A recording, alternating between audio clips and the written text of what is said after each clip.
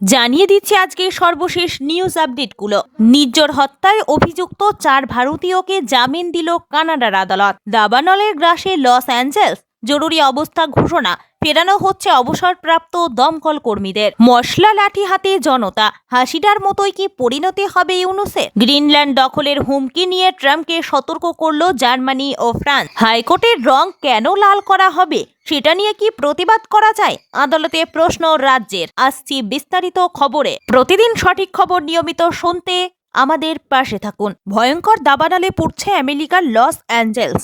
আগুন ছড়াচ্ছে ক্যালিফোর্নিয়ার একাধিক শহরে।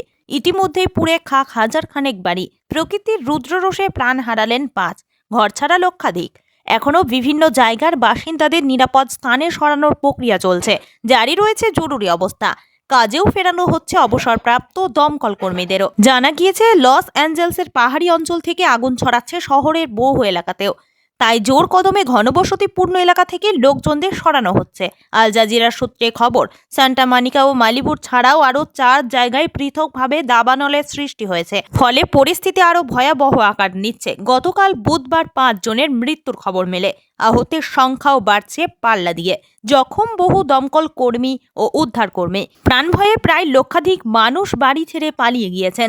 দক্ষিণ ক্যালিফোর্নিয়ার একাধিক জায়গা থেকে এখনো পর্যন্ত 70,000 বাসিন্দা সরিয়ে নেওয়া হয়েছে। ইতিমধ্যেই আগুনের গ্রাসে চলে গিয়েছে হাজার খানেক বাড়ি, যা লস অ্যাঞ্জেলসের দাবানলের ইতিহাসের সবচেয়ে ভয়ঙ্কর। এই ভয়াবহ বিপর্যয়ের কারণে ইটালি সফর বাতিল করেছেন বিদায়ী মার্কিন প্রেসিডেন্ট জো বাইডেন। এ নিয়ে হোয়াইট হাউসের প্রেস সেক্রেটারি কারিন জিন পিয়ের সংবাদ মাধ্যমে বলেন, বুধবার বিকেলে লস অ্যাঞ্জেলসে গিয়েছিলেন মার্কিন প্রেসিডেন্ট জো বাইডেন।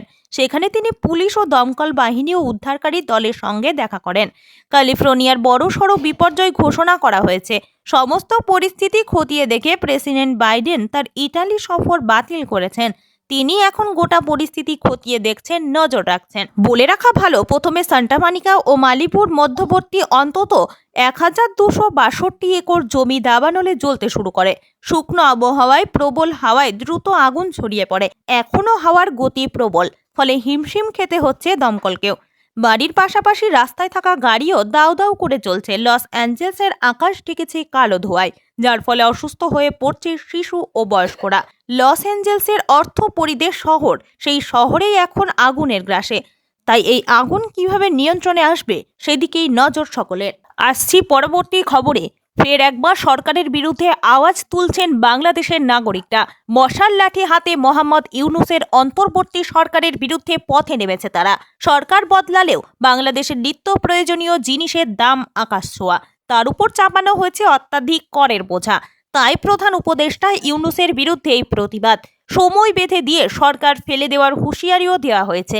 ফলে স্বাভাবিকভাবেই প্রশ্ন উঠছে, শেখ হাসিনার মতোই কি পরিণতি হবে মোহাম্মদ ইউনুসের? ফের এক গণ অভ্যুত্থান দেখবে বাংলাদেশ। হাসিনার আমল থেকেই মূল্য বৃদ্ধিতে জেরবার বাংলাদেশ। নিত্য প্রয়োজনীয় জিনিস কিনতে হাত পুড়ছে সাধারণ মানুষের। এখন বাংলাদেশের যা টালমাটাল পরিস্থিতি, তাতে রীতিমতো অরাজকতা দেখা যাচ্ছে বাজারে। আড়তদার থেকে ছোট ব্যবসায়ী সকলেই নিজেদের ইচ্ছে মতো দাম হাঁকাচ্ছে বলেই অভিযোগ। এই সবের মধ্যেই নতুন নিয়ম জারি করেছে ইউনুস সরকার। সেই অনুযায়ী রেস্তোরাঁয় বিলের উপর 15% কর চাপানো হয়েছে। আগেই কর ছিল 5%। জানা গিয়েছে ড্রাইভিং লাইসেন্স, বিস্কুট, আচার, ম্যাট্রেস, টিস্যু পেপারেও 15% কর বসানো হয়েছে। পাশাপাশি রান্নার গ্যাসের দাম প্রায় 2.5 গুণ বাড়ানোর প্রস্তাব দিয়েছে ইউনুস সরকার। এই ঘোষণার পরেই ক্ষোভে ফেটে পড়েন আম জনতা। সরকারের বিরুদ্ধে পথে নেমেছেন তারা। 48 ঘন্টা সময় বেঁধে দিয়ে পদক্ষেপ করার হুঁশিয়ারিও দেওয়া হয়েছে। এর মধ্যে দাম কমানো নিয়ে কোনো ব্যবস্থা না করা হলে সরকার ফেলে দেওয়া হবে বলেই হুঁশিয়ারি জনতার। ফলে ঘরে বাইরে আরও চাপে পড়েছেন ইউনুস। হিন্দু নির্যাতন নিয়ে ভারত সহ অন্যান্য দেশ চাপ বাড়িয়ে যাচ্ছে। ভোট নিয়ে চাপ বাড়াচ্ছে বিএনপির মতো একাধিক রাজনৈতিক দল। অস্বস্তি রয়েছে হাসিনাকে নিয়েও। এখন পথে নেমেছেন সাধারণ মানুষ। এবার কি করবে ইউনুস সরকার?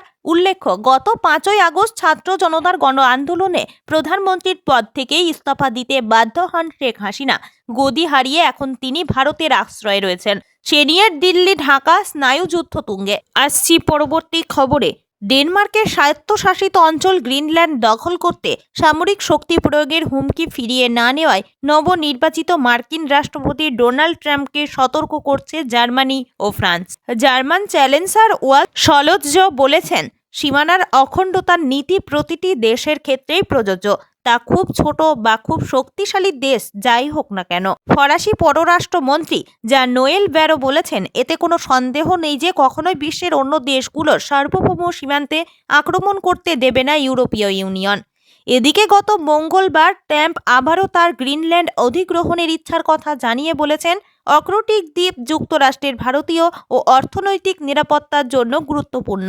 2019 সালে রাষ্ট্রপতি হিসেবে দায়িত্ব নেওয়ার প্রথম মেয়াদে গ্রিনল্যান্ড কেনার আগ্রহ প্রকাশ করেন ট্রাম্প। এরপর তিনি বরাবরই এই ধারণা উত্থাপন করে আসছেন। তবে যুক্তরাষ্ট্রের দীর্ঘদিনের মার্কিন মিত্র ডেনমার্ক স্পষ্ট করে জানিয়েছে, গ্রিনল্যান্ড বিক্রির জন্য নয়, আর অঞ্চলটির মালিক মূলত এর বাসিন্দারা। গ্রিনল্যান্ডের প্রধানমন্ত্রী মুট এইগিত ডেনমার্কের কাছ থেকে তার দেশকে স্বাধীন করার জন্য চাপ দিয়ে আসছেন। তবে তিনিও স্পষ্ট করে বলেছেন যে অঞ্চলটি বিক্রির জন্য নয়। বুধবার তিনি কোপেনহেগেন সফর করেন। চ্যান্সেলর স্কলজ বলেছেন, আসন্ন মার্কিন প্রশাসনের বক্তব্যগুলোই কিছুটা ভুল ধারণা রয়েছে। সীমান্তের অখণ্ডতার নীতি পূর্ব বা পশ্চিম যে কোনো দেশের জন্য প্রযোজ্য, বলেন তিনি। জার্মানি, ফ্রান্স ও ডেনমার্ক মার্কিন নেতৃত্বাধীন ন্যাটো জোটের সদস্য। স্কলজ জোর দিয়ে বলেন, ন্যাটো আমাদের প্রতিরক্ষার জন্য সবচেয়ে গুরুত্বপূর্ণ হাতিয়ার এবং আটলান্টিক উপকূলীয় দেশগুলোর সম্পর্কের কেন্দ্রবিন্দু। এর আগে বুধবার নোয়েল ব্যারো ফ্রান্স রেডিওকে বলেন, আপনি যদি আমাকে প্রশ্ন করেন যুক্তরাষ্ট্র গ্রিনল্যান্ড আক্রমণ করবে কিনা, তাহলে আমার উত্তর হবে না। আমরা কি এমন এক যুগে প্রবেশ করেছি যেখানে আবারও শক্তিশালীদের টিকে থাকার নিয়ম দেখা দিচ্ছে? তাহলে এর উত্তর হবে হ্যাঁ। তাহলে কি আমাদের নিজেদেরকে ভয় ও উদ্বেগে কাবু হতে দেওয়া উচিত? অবশ্যই না। আমাদের জেগে উঠতে হবে এবং নিজেদের শক্তি গড়ে তুলতে হবে, যোগ করেন ফরাসি পররাষ্ট্রমন্ত্রী।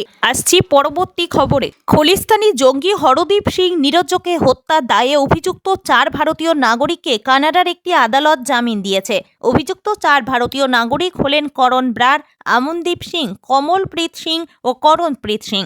তাদের হত্যা এবং হত্যা ষড়যন্ত্রের অভিযোগে অভিযুক্ত করা হয়েছিল। মামলাটি এখন কানাডা সুপ্রিম কোর্টে স্থানান্তরিত রয়েছে, যার পরবর্তী শুনানি 11 ফেব্রুয়ারি। হরদীপ সিং নির্ঝর ছিলেন শীর্ষ খলিস্তানপন্থী নেতা। 2023 সালের জুন মাসে কানাডার সারেতে তাকে হত্যা করা হয়েছিল। কানাডার প্রধানমন্ত্রী জাস্টিন ট্রুডো অভিযোগ করেছিলেন যে নির্ঝর হত্যার সঙ্গে ভারতের যোগ রয়েছে। তারপরে এই মামলাটি বিশ্বের অন্য দেশেরও নজর কাড়ে। কানাডার প্রধানমন্ত্রীর অভিযোগ যদিও ভারত খারিজ করে দিয়েছে, এই সব অভিযোগকে ভিত্তিহীন বলেই অভিহিত করেছে। 2024 সালের মে মাসে রয়্যাল কানাডিয়ান মাউন্টেন পুলিশ কানাডার বিভিন্ন অংশ থেকে 4 ভারতীয় নাগরিককে গ্রেপ্তার করেছিল।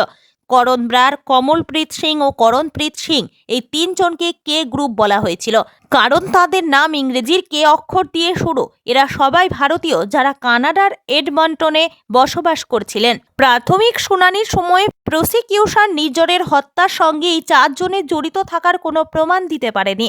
এরপর ভারত ও কানাডার মধ্যে কূটনৈতিক উত্তেজনা বেড়ে যায়। সেই থেকে ভারত ও কানাডার সম্পর্ক উত্থান পতনে পূর্ণ। ট্রুডো এবং তাদের দলের বিরুদ্ধে খলিস্তানিদের প্ররোচিত করতে ভোট ব্যাংকের রাজনীতি করার অভিযোগ করে ভারত। এই বছরের জানুয়ারিতে কানাডার প্রাক্তন জাতীয় নিরাপত্তা উপদেষ্টা জোডি থমাস বলেছিলেন যে নির্ঝর হত্যার তদন্তে কানাডাকে সহযোগিতা করছে ভারত। নির্ঝর ছিলেন একজন খলিস্তানি জঙ্গি। সে ছিল খলিস্তান টাইগার ফোর্সের প্রধান। তিনি গত কয়েক বছর ধরে কানাডায় বসবাস করছিল এবং সেখান থেকে ভারতের বিরুদ্ধে খলিস্তানি সন্ত্রাসবাদে ইন্ধন যোগাচ্ছিলেন। আসছি পরবর্তী খবরে। মিছিল সংক্রান্ত মামলায় ফের ধাক্কা রাজ্য সরকারের। চিড়িয়াখানার বাণিজ্যিকরণের প্রতিবাদে মিছিলে অনুমতি দিল কলকাতা হাইকোর্টের ডিভিশন বেঞ্চ। মিছিলে উপস্থিত থাকতে পারবেন বিরোধী দলনেতা শুভেন্দু অধিকারী। সিঙ্গল বেঞ্চের পর বিজেপির মিছিলে অনুমতি দিল বিচারপতি হরিশ ট্যান্ডনের ডিভিশন বেঞ্চ। হাইকোর্টের সিঙ্গল বেঞ্চ বুধবারই শর্ত সাপেক্ষে বিজেপিকে মিছিলের অনুমতি দেয়। অনুমতি দিয়েছিলেন বিচারপতি জয় সেনগুপ্ত।